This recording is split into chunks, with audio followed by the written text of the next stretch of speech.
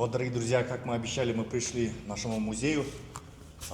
Музей истории города Малису и уранового наследия Кыргызстана. Дорогие друзья, давайте сейчас сделаем вам полный обзор. Это музей находится у нас в Доме культуры города Малису. Заходите сразу налево. Вот, приходим. Так, уже нас ждут. Вот наш музей, дорогие друзья. Здравствуйте. Добрый вечер. Мы находимся в музее. Музей называется «История города Малису и уранового наследия». Музей этот создавался в 2021 году. Будет, наверное, правильнее, потому что была создана рабочая группа, которую пригласили в Бишкек. В составе этой группы я была как историк, и нас обучали тому, что мы должны иметь у себя в музее. Обговаривали, какие стенды будут у нас, какой материал мы будем размещать. Ну и после этого началась работа по созданию нашего музея. Мне, как историку, надо было собрать материал по истории нашего города со дня его образования, ну и до сегодняшнего времени. Вот этой работой я занималась в течение года. А потом был открыт наш музей в 2022 году. И сегодня мы уже с вами находимся в музее, который действует. Вот. Он состоит у нас из 2 комнат.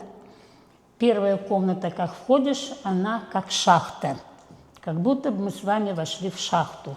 Потому что город наш шахтерским, и вырастал он из шахтерского поселка, который возник здесь 80 лет тому назад, в 1946 году, а статус город получил в 1956 году.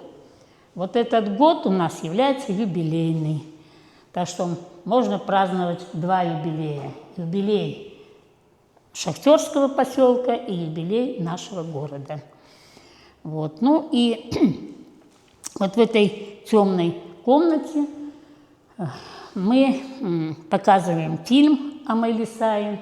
У нас есть несколько роликов о шахтерах, которые по желанию посещающих музей показывают здесь. Имеется экран. Вот. Ну, заповеди шахтера, которые необходимы, и поскольку это шахта, они исполнялись нашими шахтерами, выполнялись все требования, которые им предъявлялись. В городе у нас на сегодняшний день все шахты закрыты, и даже штольни в шахтах закрыты. Вот. Шахты у нас располагались по правому берегу реки, только один рудник 6 был на левом берегу. Но сегодня все это закрыто. Сохраняются только отдельные моменты исторические. Историческая архитектура сохранилась в городе. Вот. Здесь мы изобразили панно, которое расположено у нас на бывшем заводе «Киргиз-электроизолит». Я сначала ошибалась, думала, что это лаборатория изображена, химическая, на нашем рудоуправлении. Но потом нашла авторов. Вот эти ребята находятся в Германии. Олег Ляпс, Валера Баранчиков, Карлен. Вот эти 3 ребят, они создавали это панно, мозаику. Мы ее сохранили на бывшем здании Киргиз-электроизолита. И сегодня мы показываем туристам это место. Вот. Но поскольку все шахты у нас закрыты, и ведь кроме шахт Майлисай еще имел 2 гидрометаллургических завода. Завод «Тройка», завод «Семерка». Но это кодовые названия. Вообще таких заводов по Советскому Союзу было где-то 20. Им присуждались номера.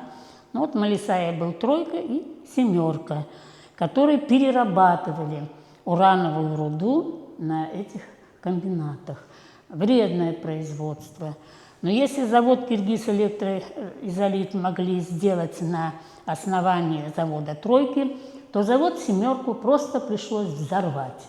Там сейчас все покрыто землей, потому что там была сильная радиация. Сохранять нельзя было и ничего нельзя было монтировать в этих помещениях. Спасибо. Анна Дмитриевна, давайте перейдем к второй комнате, и мы потом через интервью все подробно нашим зрителям все расскажем.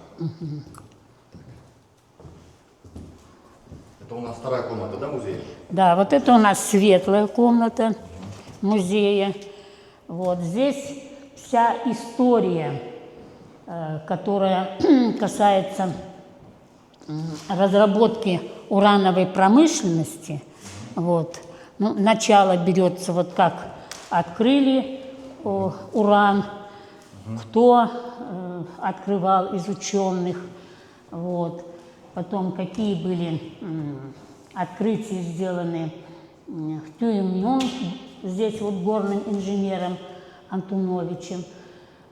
Затем экспедиции, которые проводились в наши места. Ну и вот это такая важная дата, почему нужно было создать атомное оружие. Все дело в том, что 6 и 9 августа Соединенные Штаты Америки сбросили атомные бомбы на 2 мирных города в Японии. Это Хиросима и Нагасаки.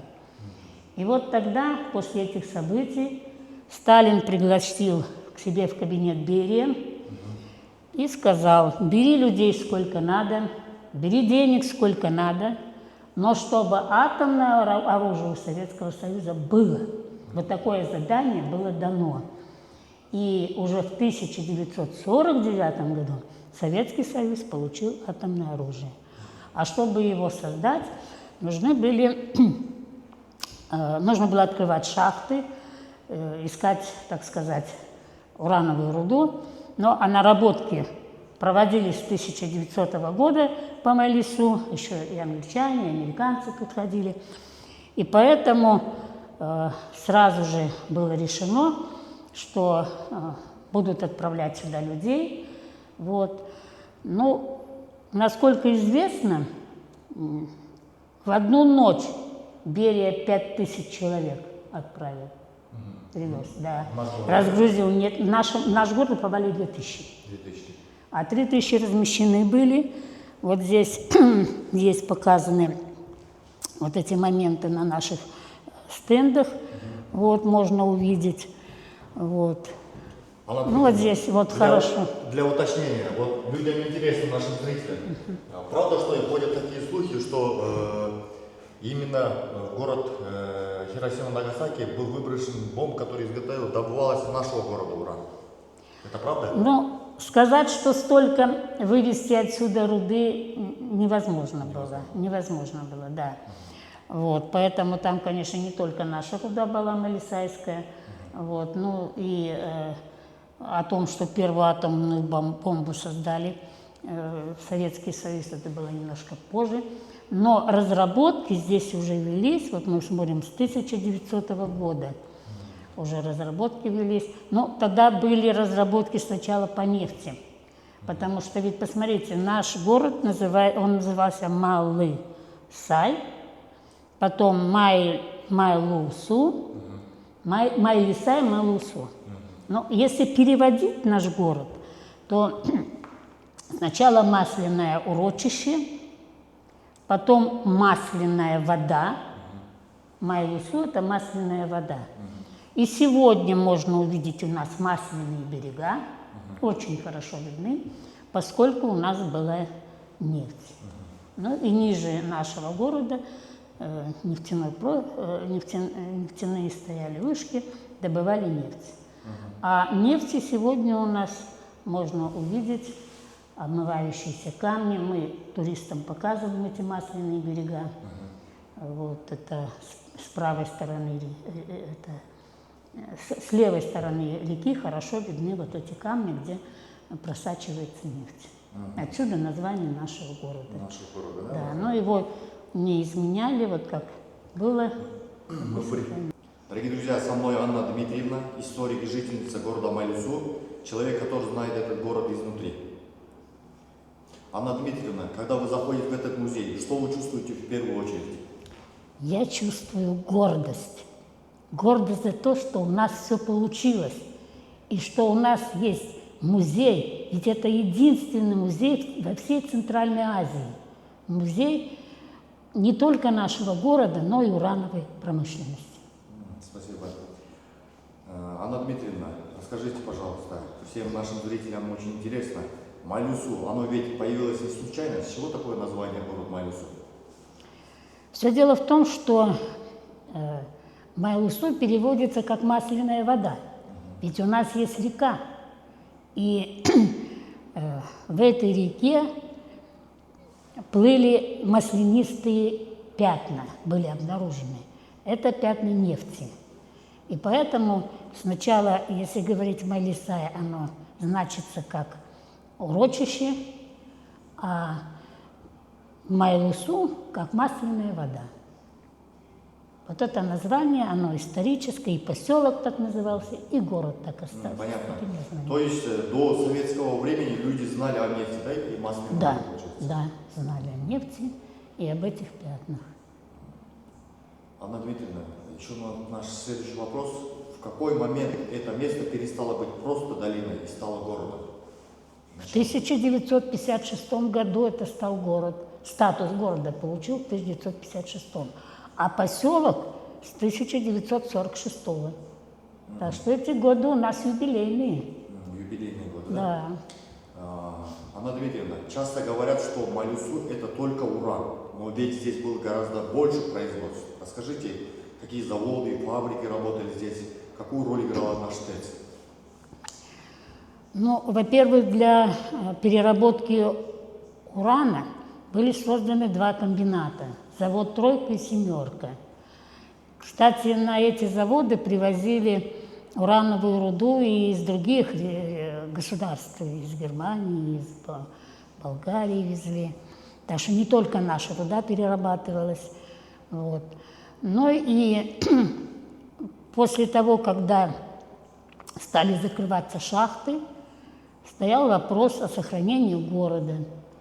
И до этого уже стали появляться предприятия. Были такие предприятия, как Южно-строительно-монтажное управление, Южное СМУ. Ведь город строили немцы, бывшие военнопленные. Вот. Это были лучшие строители. И если посмотреть наш город, то отдельные здания стоят без единого капитального ремонта. Это все вот дело рук тех строителей. Вот. Анна Дмитриевна, как выглядел обычный рабочий день жителей города Майлюсу в годы расцвета нашего города? А в годы расцвета? Да. Ну, годы расцвета как выглядело? Чистые улицы, рабочий день, 8-часовой рабочий день, как у всех советских людей был. Вот. Были автобусы, сначала были пазики, потом появились лазы, мы так гордились, что у нас такие автобусы шикарные. Так что население было примерно где-то, наверное, 24 тысячи. И, конечно, люди работали, их доставляли на работу на автобусах до самого Кугая. Еще есть такие у нас вопросы по поводу немцев. В истории города есть тема немецких военнопленных. Когда они появились в городе Майлюсу? Они появились, ну, завезли их где-то сразу еще, это были 40-е годы, конец войны, вот их тогда сюда нам завезли. И, конечно, немецкие военнопленные, у нас был проверочно-фильтрационный лагерь. Сегодня мы его сделали историческим объектом. Вот. Там в этом проверочно-фильтрационном лагере проверяли людей. Вот. И немцы в шахтах не работали, поскольку это было секретное производство, и поэтому их использовали для строительства города. Что именно они строили? И остались ли следы их работы в нашем городе? Да, конечно, остались. Мы видим с вами здания 40-х годов. Вот, город-то начинался у нас, жил поселок, 4-й жил поселок, там вот находился ПФЛ. А ниже, где поворот на левый берег, там была контора, там была станция горноспасателей, там было общежитие для тех, которые приезжали к нам. Это инженерные службы, потому что здесь и геологи были, и инженеры были, и руководство наших комбинатов. Вот. А дома строились из бутового камня. Его спускали с гор, и много у нас этого камня. Эти дома сохранились, порядка, наверное, где-то 20 домов имеется у нас еще в городе. Это те каменные дома, да, которые? Да, вот эти каменные дома, они из бутового камня. Говорят, что эти дома самые прочные и сейсмостойкие на сегодняшний день. Ну, по крайней мере, сколько было землетрясений, не разрушил ни одно из этих домов. И еще, что хорошо было, что летом у них прохладно, а зимой тепло. Вот что интересно. Отлично, спасибо. Анна Дмитриевна, у нас следующий вопрос. Вы сказали про секретный город. Когда именно получился статус секретного города? Это все из-за добычи нашего урана, да, получается? Совершенно верно, да. Изначально он был засекречен. Наш город не был нанесен ни на одной карте мира, его нельзя было увидеть. Вот. Чтобы приехать или выехать из города, это такая длительная была процедура, что надо было иметь специальное разрешение. У нас стоял шлагбаум. Это откуда? Шлагбаум стоял, вот где у нас сейчас это весь город, где пятак наш, там стоял шлагбаум. Оттуда уже пройти чужим... нельзя было пройти, да, нельзя было. А там, как положено, военные люди стояли, да? Да, да. У нас было очень много представителей комитета госбезопасности. Вот, сейчас я изучаю здание, если найду документы. У нас есть улица Дзержинского. Она не случайно названа. И там стоит здание, где очень много кабинетов, и я предполагаю, что именно там находился комитет госбезопасности. Комитетчиков было очень много. Город у нас охранялся, сначала был оцеплен колючей проволокой, солдаты с собаками, в общем, охрана была. Современно вот эта улица сейчас, на сегодняшний день, это где она находится? Дзержинская? Да. Вот мы находимся с вами вот здесь, это знаете, где перекресток, есть вот 2-я школа, спуск вниз, и вот там вот ниже это улица Дзержинского. Но я пока не могу найти документы вот на это здание. Ну, там сейчас Дом творчества, где комнаты занимают, остальные все комнаты свободны. Но я предполагаю, что именно там находился комитет госбезопасности. Анна Дмитриевна, когда началась добыча урана в Малюсу? По датам. По датам? Да, первая добыча урана. Ну, официально показывается 44, 45, 46 вот эти годы. Уже тогда Советский Союз уже начинал, да, добычу. Да. Еще ходят такие слухи, что иностранцы тоже в нашем городе. Совершенно верно, они побывали, да, побывали англичане, американцы побывали. Между прочим, на Ишаках вывозили. Уран? Уран, да. Так что это тоже исторические факты, доказаны, что они его там вертолетами потом увозили. Вот рождение советской атомной промышленности берет начало от августа 1945 года. Вот именно это время. Вот. Затем уже появился 1946 год, основано месторождение города Малису. Это было кодовое название «Почтовый ящик 200». Это такая расшифровка, да, это почтовый ящик 200. Поселение вот в рамках этой секретной программы было создано именно по добыче урана. Это 1946 год. Ну, вот здесь показана вот эта штольня первого рудника.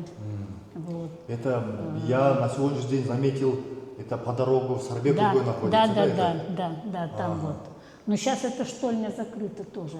Закрыто. Вот. А вот здесь вот фотографии, как вывозили руду, видите, на тележках, вот, вручную, очень тяжелая работа была. Но применяли и труд лошадей, были лошади-шахтеры, которые вывозили тележки с рудой. Грузили по несколько прицепов. Ну, а что привлекало людей? Привлекало то, что была зарплата высокая, платили надбавку за вредность. Ну, и на зарплату шахтер мог себе позволить москвич купить. На одну месячную заработную плату, да, в то время? Да.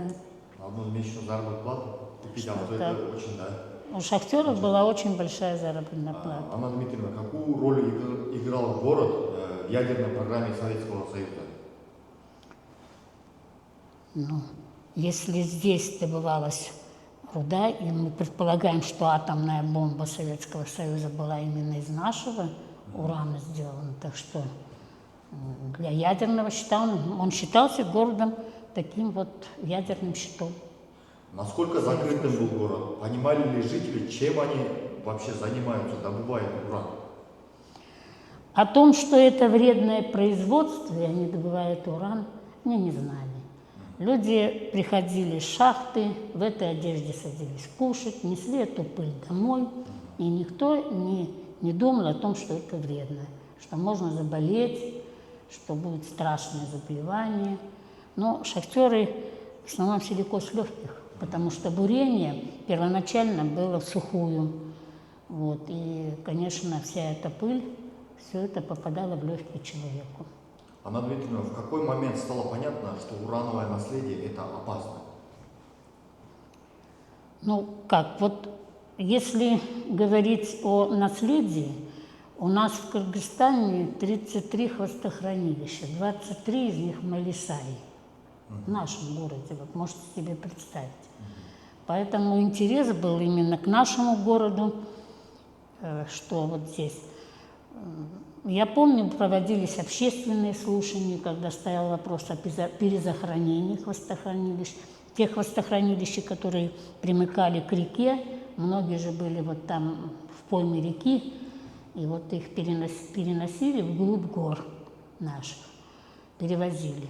Ну, для этого проводили общественные слушания, люди высказывались, надо, не надо проводить эти перезахоронения. Вот. Но я, например, считаю, что надо было, потому что неизвестно, какой был бы поворот с этими хвостохранилищами. Ведь у нас и аварии были. Аварии в нашем городе, да? Да, было. Что происходило во время аварии и почему о них так долго молчали? А они их до сих пор не рассекретили. 1958 год вот здесь есть. 1958 год на нашем стенде. Произошла одна из крупных аварий в городе Малису на урановом хвостохранилище номер 7.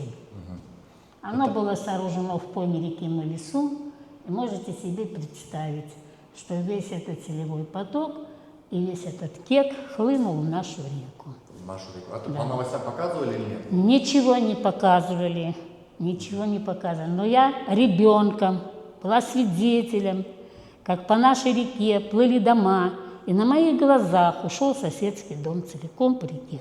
Мы с детьми играли в классики, разбежались в какой двор заскочили. Вот у меня до сих пор, мне уже 74 года без 5, у меня до сих пор страх в воде. Вот с того времени, когда я ребенком увидела вот этот поток сильной воды. И это страшное наводнение. Это была большая Но авария, да? до сих пор оно не рассекречено. Что произошло там? Было ли это как стихийное бедствие, было ли это, как так сказать, по другой причине, но факт то, что сегодня оно не рассекречено. И вообще в нашем городе еще много, так сказать, пятен нераскрытых. Не раскрытых. Да, да. Анна Дмитриевна, после распада Советского Союза Что стало самым тяжелым для города после 1991 года?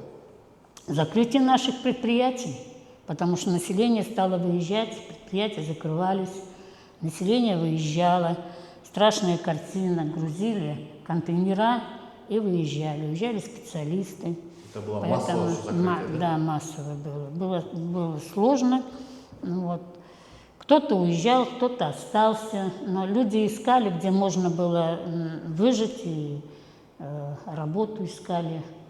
Многие потом возвращались обратно, как-то стало получше.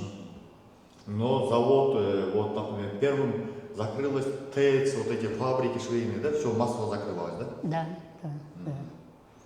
Вот в основном вот наши зрители, например, задаются вопросом, что на сегодняшний день город до сих пор самым является опасным. По телевизору тоже показывали, что город Малису самый загрязненный город в мире, на первом месте стоит. Из-за этого у нас такие мифы, что город до сих пор является самым опасным городом. Каким Малису является сегодня на самом деле, без мифов, расскажите, пожалуйста. Но если в нашем городе проживают люди старше 80 лет, есть кому 90 лет, о чем говорить?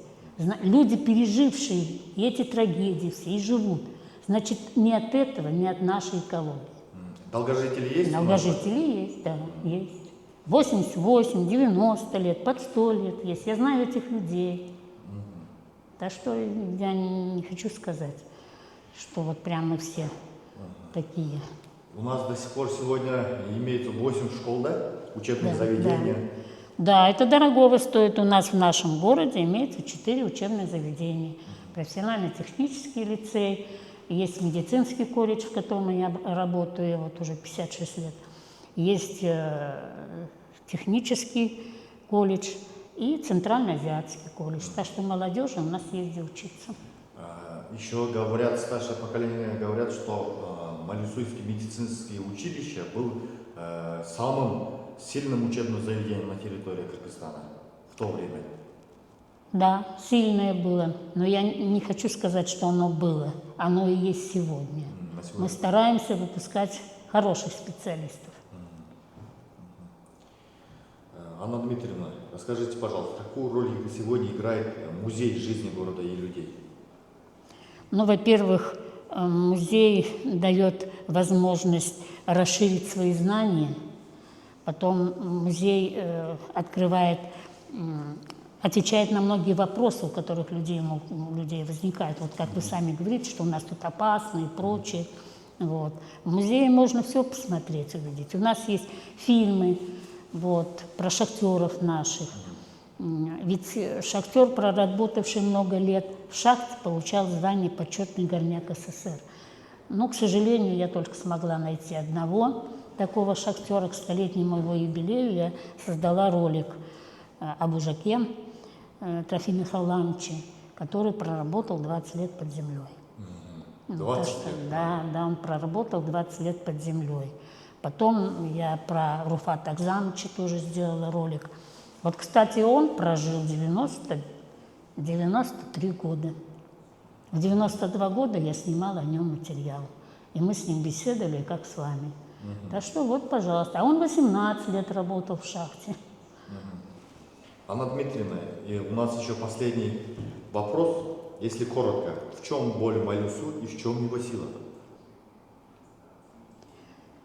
Ну, боль в Малису то, что у нас одно градообразующее предприятие, Малисайский электроламповый завод, и, к сожалению, он тоже у нас сегодня в плачевном состоянии, потому что было опять увольнение большое, и у нас нет предприятий для того, чтобы люди имели возможность работать. Вот это боль наша. Вот. Ну, а гордость то, что мы сохраняем свою историю, то, что мы здесь работаем, живем, так сказать, в городе. Как вы думаете, в дальнейшем есть шансы для нашего города стать еще таким самым процветающим городом страны стать? Ну, я думаю, что есть. Недавно мы проводили форум туристический.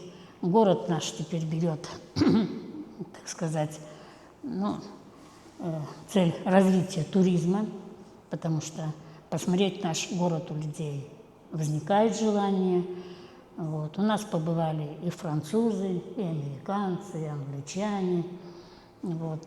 Студенты, даже из Ирландии студенты были, я их водила вот по городу. Ирландия?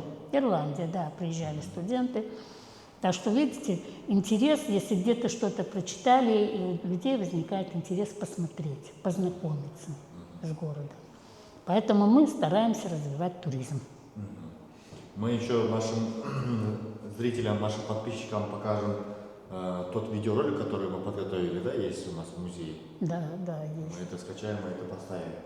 Вот какие такие интересные места есть у нас в нашем городе? Вот, например, то, что мы знаем, данная молодежь, которая только знает водопад про нашу, уран, завод, еще что у нас есть в городе для туристов? Для туристов, ну, у нас, если брать маршрут и рассматривать природу нашего города, то это маршрут на Бедрисай, к водопаду как раз-таки. Очень хороший маршрут, проложен для туристов. Ну, а если хотят узнать больше о городе, то это исторические объекты, которые сохранились в нашем городе. Вот. А водопад, дорога туда уже построили, да? Ну, там, Дорогу. там большую часть надо проходить пешком. Там Больше. за гору, конечно, ущелье. На машине не проедешь. До водопада на машине не проедешь. Вот здесь мы заметили такую картину. Это тоже в нашем городе имеется, да? Да, Вот плата динозавр. динозавра, да. Есть такое плата динозавра. Где это находится? Это недалеко от нас, вот, 14 километров к югу от Мелисон. Вот. Тогда покойный Баширов он пытался все это как-то нам показать. Я сама была на этом плато. Там, ну, скорее всего, побывал динозавр в наших местах. Раз окаменелые эти оставил следы свои. Так что вот интересный такой момент. А это получается, то, что мы говорили, это водопад, да? Да, вот водопад, кстати, тут я, вот видите, на этом водопаде. Это вот через Бедрисай надо пройти. Это одно из живописных ущелий, находится в 15 километрах от Мелисон. Так что вот так. Это Еще мы тут заметили такое, на нашем заводе вот такие да, новогодние игрушки. совершенно верно. Да, это елочные игрушки. Это все ручная работа, да? Ручная работа, да. Елочные игрушки, они хорошо раскупаются перед Новым годом для украшения елок. При входе в музей мы увидели какие документы, Анна, может, как расскажете?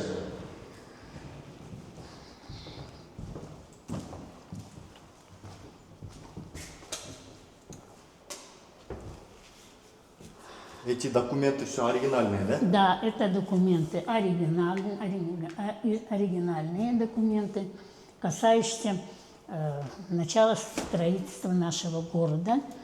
Они рассекречены Росстатомом, видите их немножко. Так что нам Росстатом много не рассекретил. До этого времени где она хранилась? Документы в Росстатоме. Просто это в России? Да, получается, да, в России, да, да. Вот эти документы, видите, написано рассекречено, а были они совершенно секретные.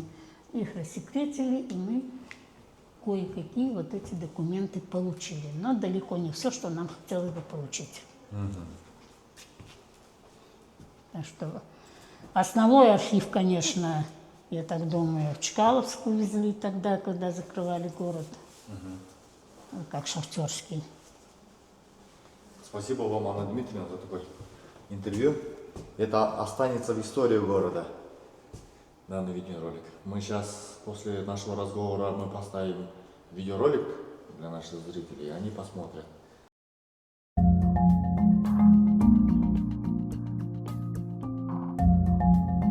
Мы все понимаем, что, не зная свою историю, очень сложно представить свое будущее, а значит, сложно его построить.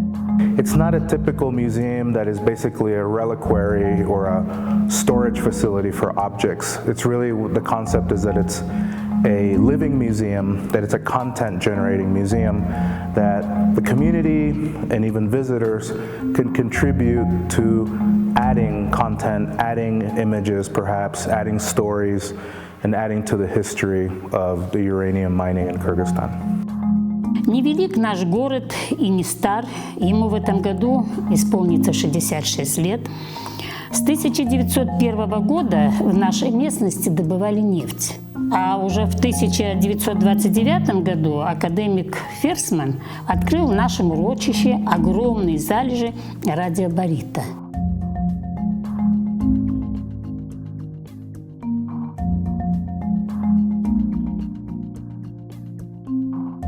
Наши горы не совсем безопасны.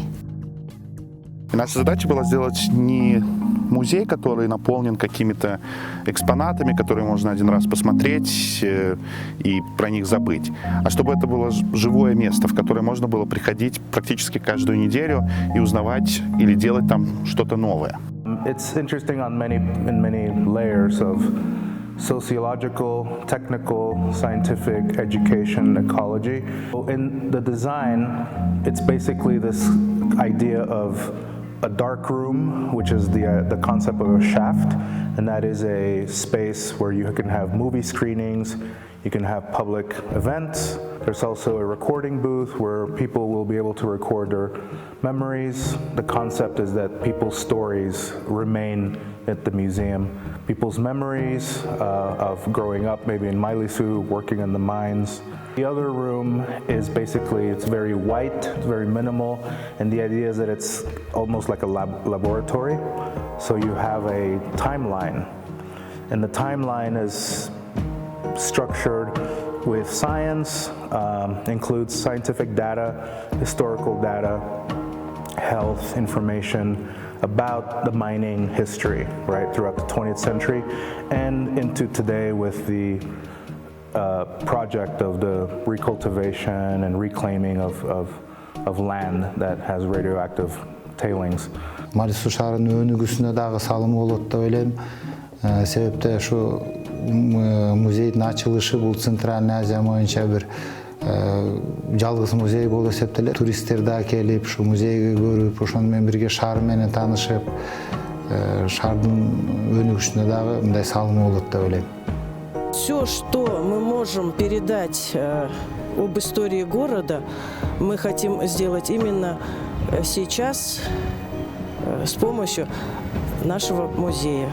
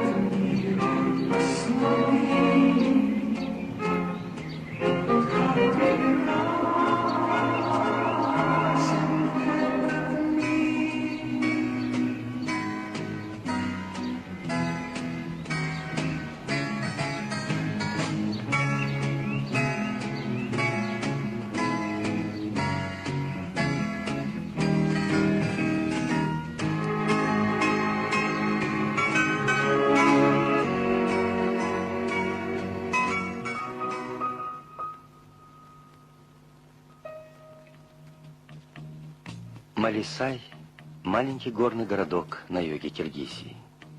Уютный, чистый. Он расположен в узкой горной долине, среди зеленых холмов. Он молод, этот город. Его биография насчитывает всего 24 года. И большинство его жителей – ровесники ему. Город быстро растет, расстраивается, хорошеет, потому что в его небольшую биографию вместились судьбы тысяч людей, отдавших и отдающих ему свои знания, умения, труд. Он для многих своих жителей уже воплощенная мечта. И остальные связывают надежды на ее осуществление тоже с ним. Сегодня его гости – друзья из братских социалистических стран, участниц СЭФ. Местом 10-го заседания рабочей группы номер 8 Интерэлектро выбран город Майлисай. Это не случайно, потому что здесь расположен один из крупнейших заводов Европы.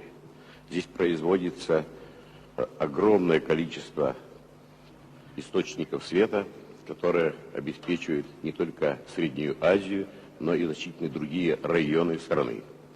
В 10-м заседании рабочей группы особое внимание уделяется формированию плана на последующую пятилетку. И будет особое внимание обращено на дальнейшую механизацию процессов производства, концентрацию производства и специализацию всех стран-участников Интерэлектро. Мы надеемся, что сотрудничество совместное даст нам возможность иметь уровень производства очень высокий.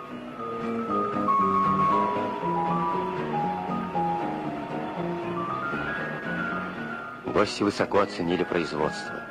И обоснованно Малисайский электроламповый, гордость отечественной электропромышленности. В нем воплощен опыт других электроламповых предприятий, потому что его строила вся страна. Сибиряки и уральцы, москвичи и рижане, посланцы Закавказья и, конечно же, всех республик Средней Азии. И многие остались здесь, растили завод, а с ними город.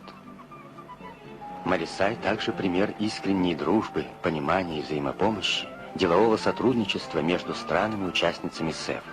На заводе много оборудования из Польской Народной Республики, из Болгарии, а товарищи из венгерской электротехнической фирмы «Тungsram» помогали в наладке и пуске сборочных линий электроламп.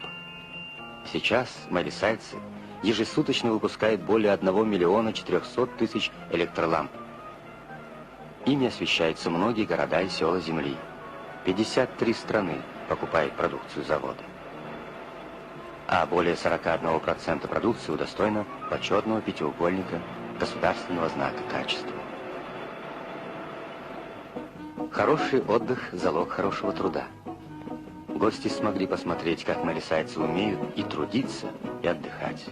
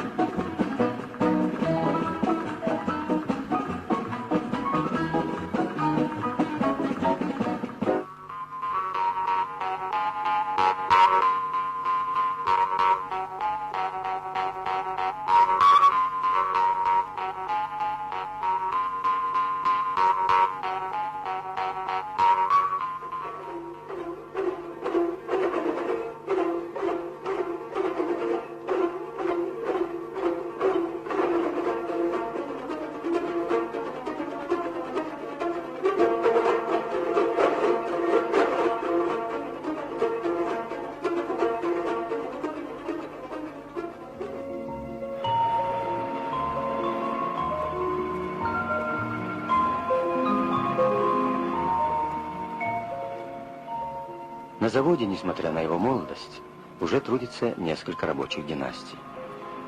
Жили-были 3 сестры. Старшая Айша работала на заводе. Она решила пойти по стопам родителей. Средняя, Бурмакан, глядя на нее, тоже пришла на завод и работала так, что ей скоро оказали высокое доверие, выбрали депутатом Верховного Совета Республики. А за старшими и младшая, Вулкан, тоже пошла на завод. Вот она, рабочая династия Мамыркуловых. 3 сестры работают в одном цехе, а скоро на завод придут еще 6 их братьев. Целая династия составится.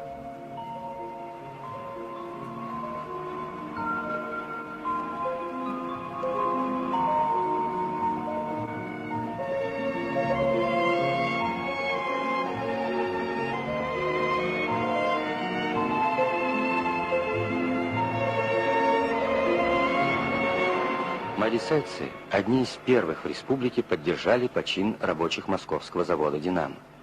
Сейчас они все работают по личным комплексным планам. И лозунг «Умеешь сам, научи товарища» здесь имеет конкретное воплощение. Мамаджан Атамурзаев пришел на завод сразу после службы в армии. Братья его, Асмаджан и Сараджан, работают здесь токарями. Мамаджан стал наладчиком. От его работы зависят показатели всей бригады сборочного цеха, и он не допускает простоев оборудования. Чувство ответственности перед товарищами – главный принцип в его работе, и ему он учит других.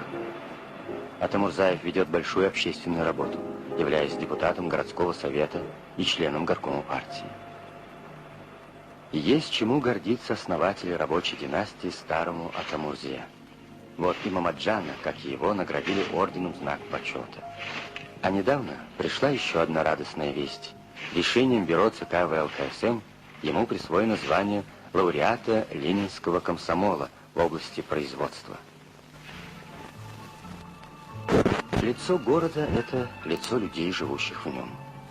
У этого города красивое лицо, правда, и содержание красивое.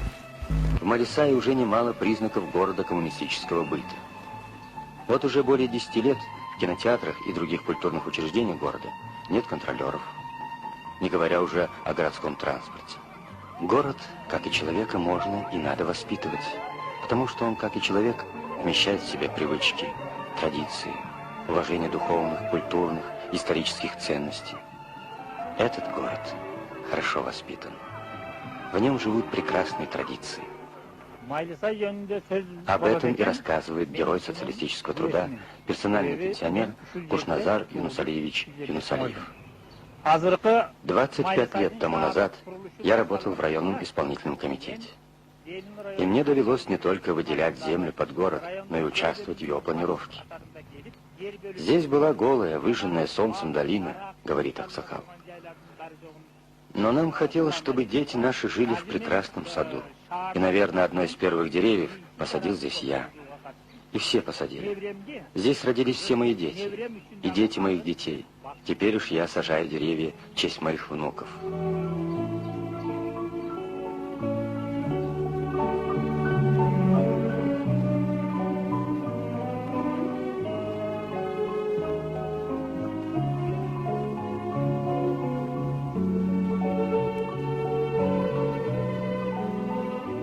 В этом городе пока что не так уж много жителей.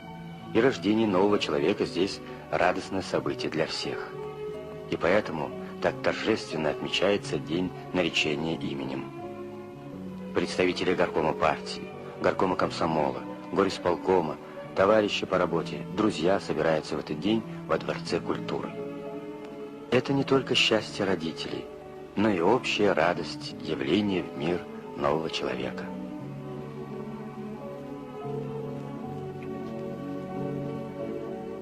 Основа будущего здоровья закладывается с детства. И с первого дня рождения о здоровье детей заботится город. Сотни детей любят заслуженного врача Киргизии Зайтуну Шариповну Костикову. Уважают горожане и заслуженного врача республики, педиатра Иркин Абдылдаевну Абдылдаеву.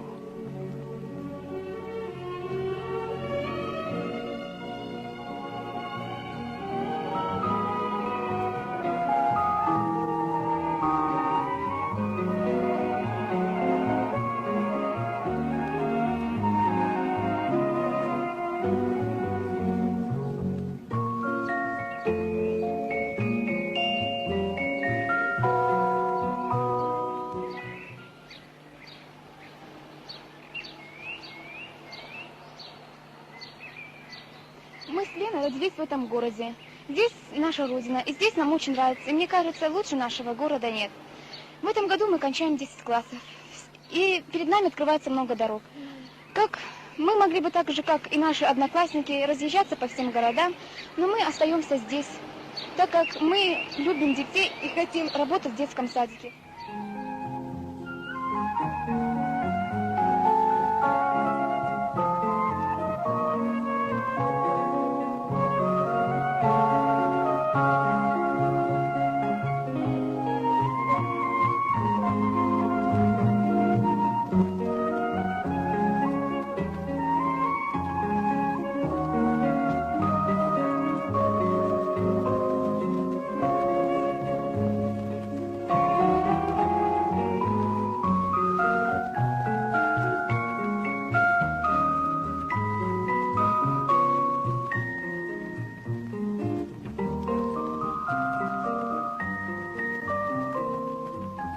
Своих детей отцы и матери одинаково любят во всех углах.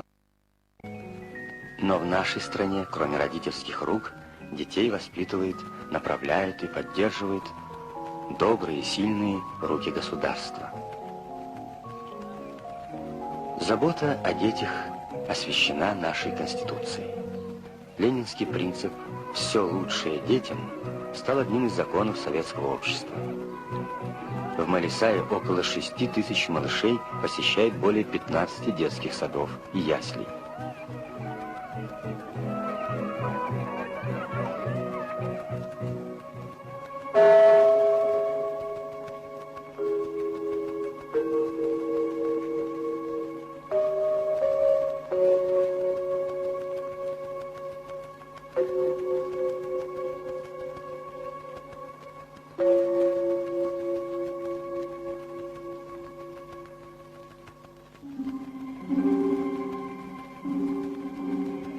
Как интересно тайны ракетоплавания познавать с детства.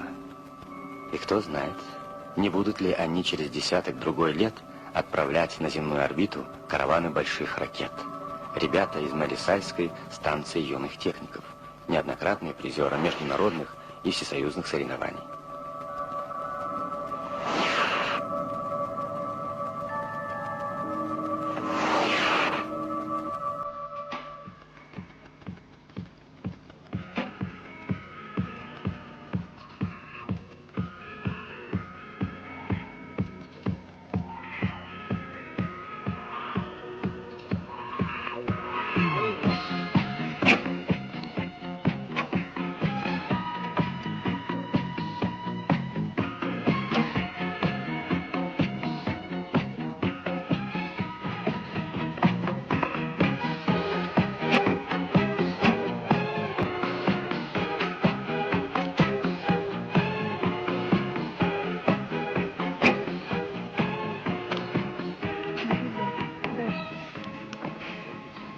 Я только что увидела.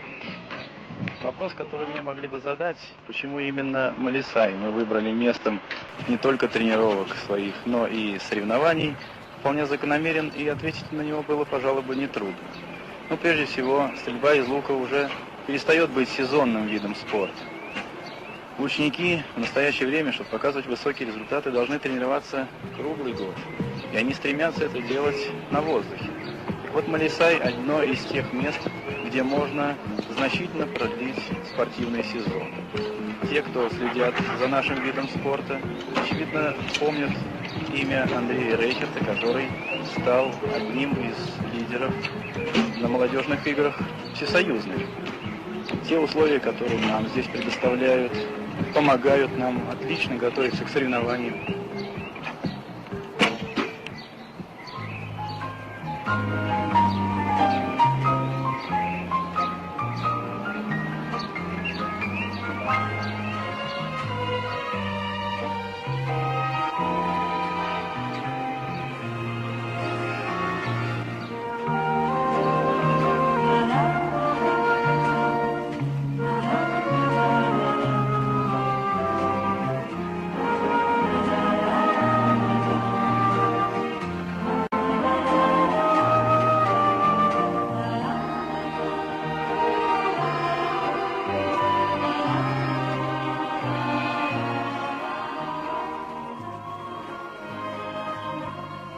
Здесь горы в небо манят. Кажется, протяни руку с вершины и упрешься в купол. Но ребята знают, шаги в воздухе требуют тщательной подготовки на земле. Это не только отдых. Жажда полета — это самовыражение, утверждение себя в жизни. Птицы тоже учатся летать.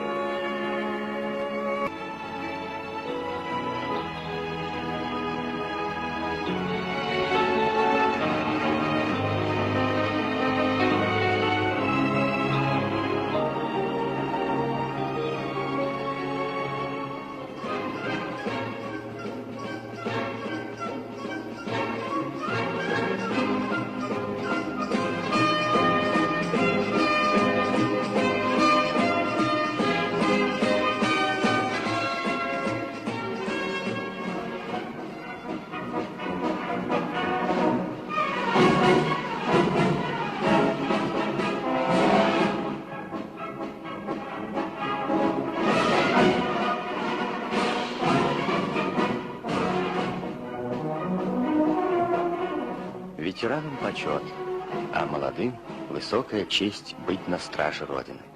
И это еще одна добрая традиция – провожать всем городом ребят на службу в ряды советской армии. И нет сомнений, где бы они ни были, они не уронят чести своего города.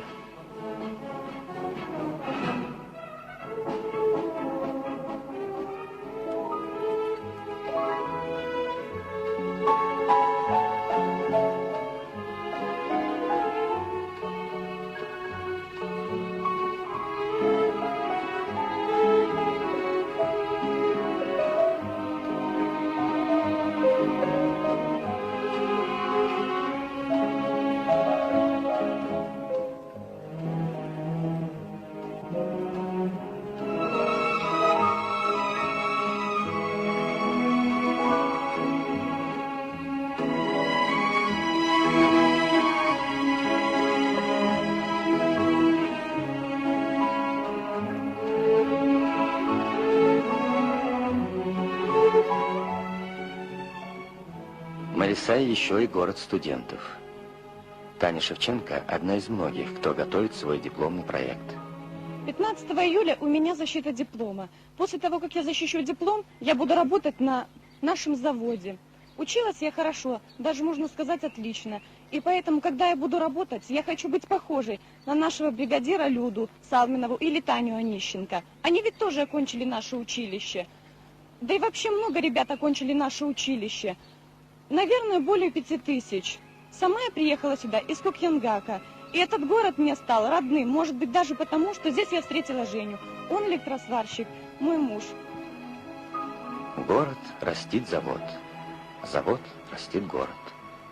Ребята, окончившие городские технические училища и электромеханический техникум, идут на завод. Это уже потомственные горожане, потомственный рабочий класс. Здесь они выросли, здесь их дом.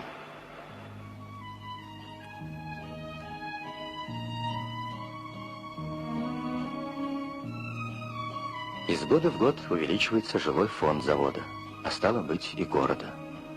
Горком партии, горисполком уделяет постоянное внимание его дальнейшему развитию. И поэтому так внимательно изучает проекты и предложения главного архитектора Натальи Михайловны Подопригора.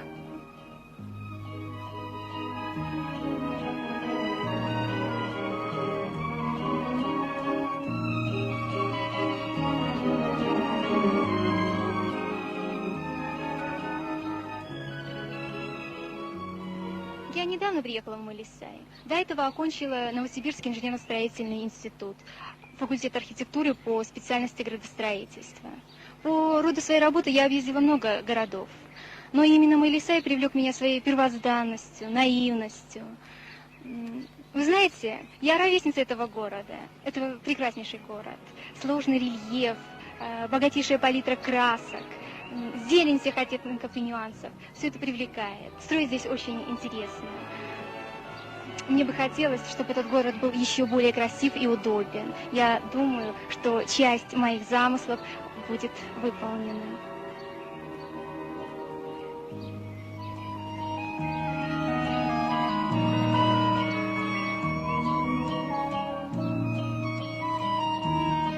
Мечты молодых связаны с судьбой города.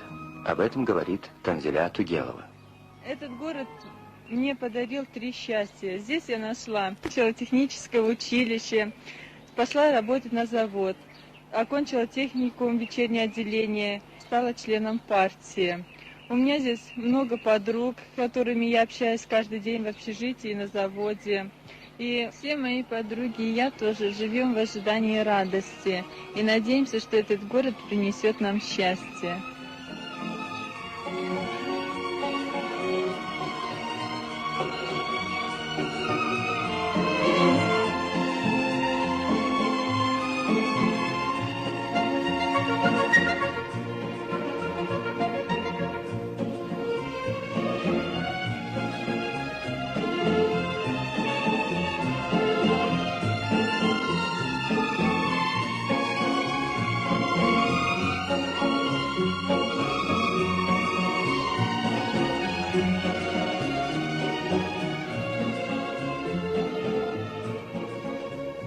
На юге Киргизии расположен этот светлый город Малисай.